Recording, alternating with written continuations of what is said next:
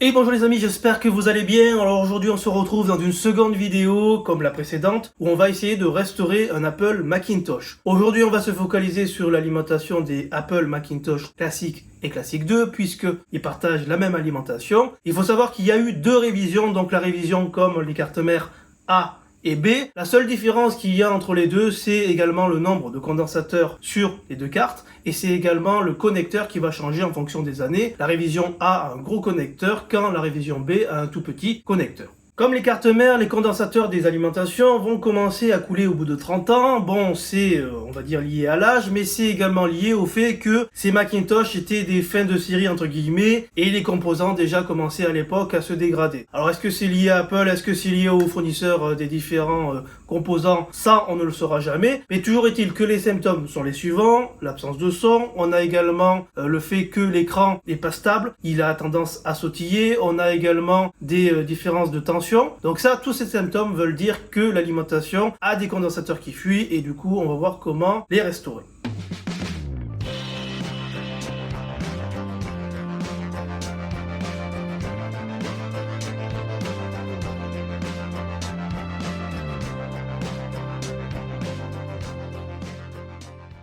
Alors première étape, on va débrancher la THT qui se situe ici, qui est reliée là au tube cathodique, mais attention, puisque aujourd'hui on l'a pas mal oublié avec les écrans plats, mais le tube cathodique peut garder pendant de nombreuses années du courant résiduel dans son cœur. Et du coup, si vous venez à débrancher la THT de l'écran ici, et que ce dernier est encore chargé, vous pouvez vous recevoir l'équivalent de 10 000 volts au moment où vous allez brancher votre tournevis, et du coup je vous fais pas de dessin, vous y restez. Donc pour décharger ce tube en toute sécurité, vous avez deux solutions. La première, je vous l'avais déjà montré dans une vidéo. Là, il faut imaginer que c'est un tournevis plat, que vous venez relier à l'aide d'un fil tout simplement métallique à la masse ici ou ici. Et du coup, si vous venez à mettre votre tournevis entre la tétine et le tube cathodique et que ce dernier est chargé, ben l'électricité va se décharger directement au plus court, donc à la masse de l'ordinateur.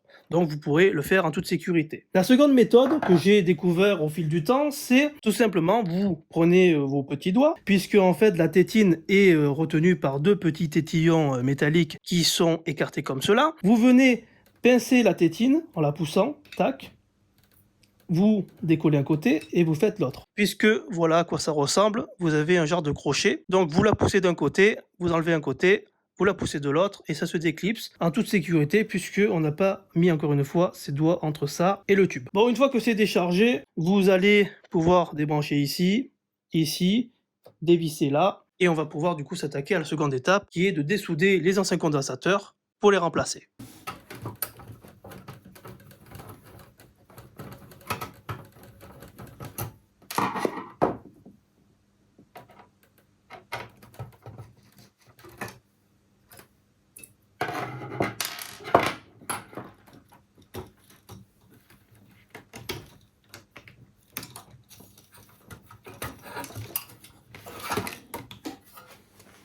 Deuxième étape, pour accéder au dos des condensateurs et les dessouder pour pouvoir ressouder les nouveaux, il va falloir retirer cette protection qui est retenue ici, ici, ici, ici, ici et ici par des petits clips noirs. Donc je viens me munir d'un tournevis plat, je viens le mettre dessous et je viens faire tout simplement levier pour les soulever et du coup les retirer.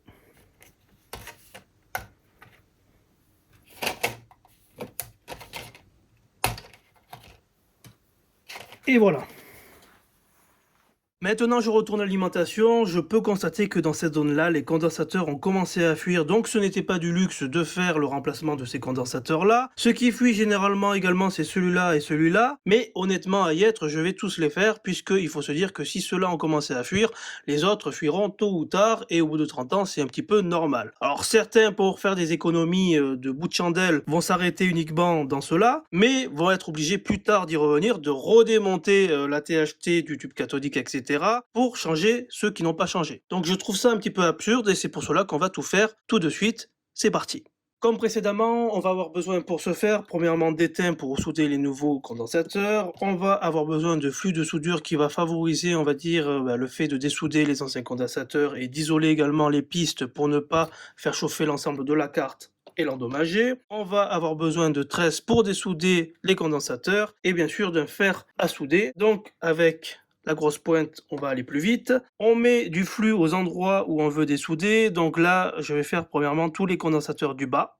Voilà, c'est pour cela que je les ai fait ici. Après, on se munit de la tresse à dessouder et on y va, c'est parti.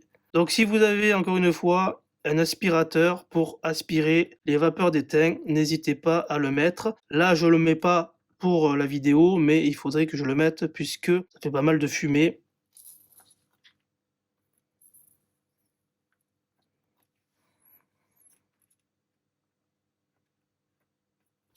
Alors là, je sais pas si vous l'entendez, mais on entend clairement que le condensateur fuit, hein.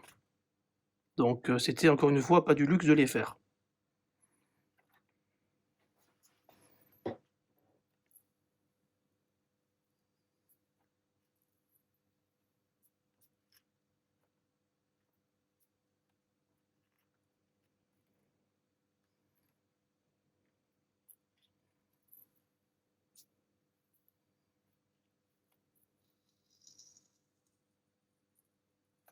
Voilà, maintenant tous mes condensateurs sont dessoudés. Vous pouvez constater que c'était pas du luxe de les remplacer, puisque ici ils avaient commencé à fuir. Ici surtout, bah, c'est la fête, hein. Ici, ici, bon ça allait. Ici c'est un petit peu sale, mais ça va. Ensuite on prend encore une fois une lingette qu'on vient imbiber d'alcool isopropanol et on vient nettoyer l'emplacement des condensateurs. Comme ça.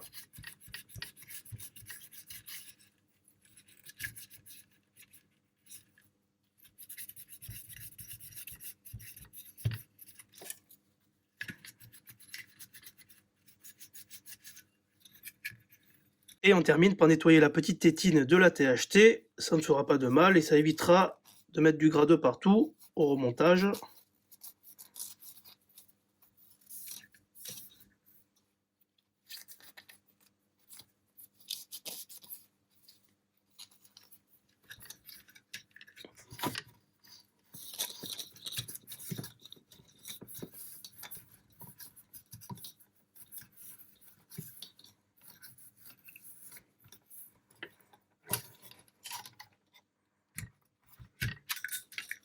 Une fois la carte propre, on peut désormais remettre les nouveaux condensateurs. Donc encore une fois, vous aurez tous les liens, toutes les références dans l'article attenant à cette vidéo. Pour rappel, pour mettre le condensateur dans le bon sens, le plus c'est toujours la tige la plus longue. Et vous avez également un rappel ici sur l'alimentation avec le gros carré ici, voilà, qui signifie le plus. Donc vous ne pouvez pas vous tromper.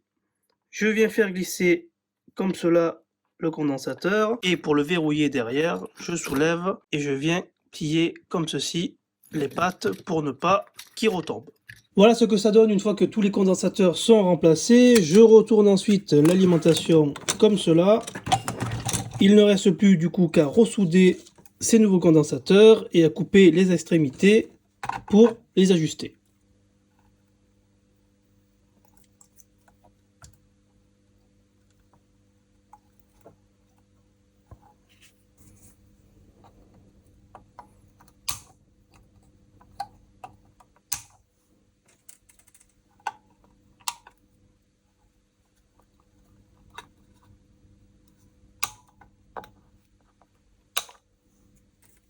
Une fois soudé, voilà ce que ça donne. Donc je vais prendre ma brosse à dents, de l'alcool.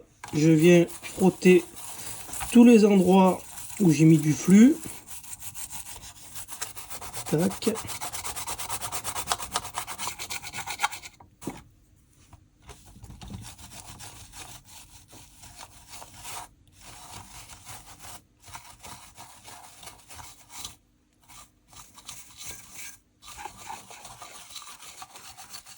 Et voilà, c'est nickel. Maintenant, il ne reste plus qu'à remonter la protection.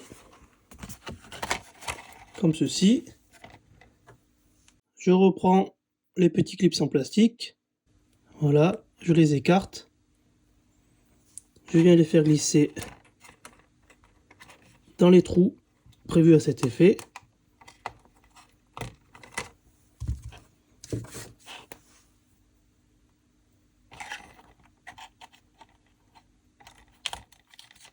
Et comme toujours avec ma lingette, je viens nettoyer une dernière fois le cache de protection.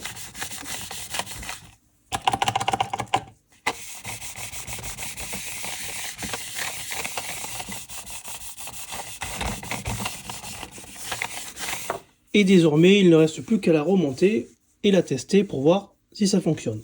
Alors avant de tester l'alimentation, moi ce que je vous conseille de faire, c'est généralement de mettre une certaine distance, parce que bon, on a vérifié tous les condensateurs, on a vérifié qu'ils étaient dans le bon sens, plus et moins, etc. Mais il peut toujours arriver quelque chose. Donc moi ce que je fais, c'est que je mets toujours l'ordinateur sur on, voilà, débranché, et je m'éloigne un petit peu de la machine, au cas où, pour pouvoir la débrancher rapidement s'il y a un problème, et je me branche.